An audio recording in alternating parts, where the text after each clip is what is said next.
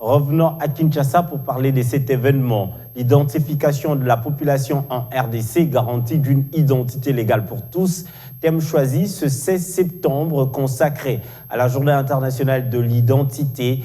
L'adoption de la commémoration de cette journée a pour objectif de sensibiliser l'opinion sur le rôle que joue l'identité afin de permettre aux individus d'exercer leurs responsabilités de manière juste et équitable dans une société moderne, confèrent les ODD 16-9.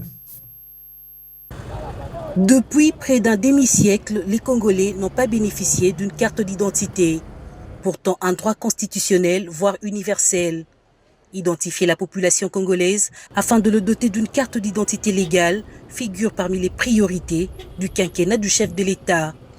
Depuis 2011, le gouvernement congolais a mis en place l'Office national de l'identification de la population pour non seulement identifier systématiquement la population, mais aussi constituer un fichier général de la population et de délivrer la carte d'identité nationale.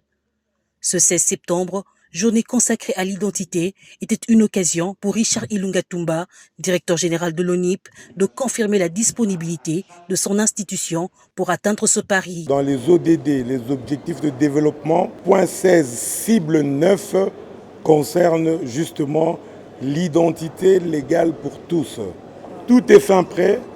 Au niveau de l'ONIP, nous sommes prêts. Dans quelques jours, il y aura des déclarations, une grande déclaration au niveau du gouvernement qui a tout le dossier sur la table. Il faudrait attendre cette date-là et je peux vous assurer que tout le monde doit se préparer. C'est un grand moment pour la République. Parce que l'identité est plus que jamais importante pour un Congo nouveau, le gouvernement congolais participe au plaidoyer international qui consiste à la consécration de la journée du 16 septembre à l'identité. Au cours de la matinée de réflexion sur l'identité, le vice-premier ministre et ministre de l'Intérieur, Daniel Asselo, a rassuré la population de l'effectivité de ce projet en vue de doter les citoyens congolais d'une carte d'identité légale. En cette journée du 16 septembre, consacrée au plaidoyer, le gouvernement invite la population à se mobiliser comme un seul homme pour s'approprier cette vaste campagne d'identification de la population et de la délivrance de la carte d'identité nationale et accompagner l'ONIP dans l'exécution de ses missions. C'est uniquement de cette façon que nous atteindrons le pari que s'est fixé son Excellence, Monsieur le Président de la République, chef de l'État, dans son programme quinquennal.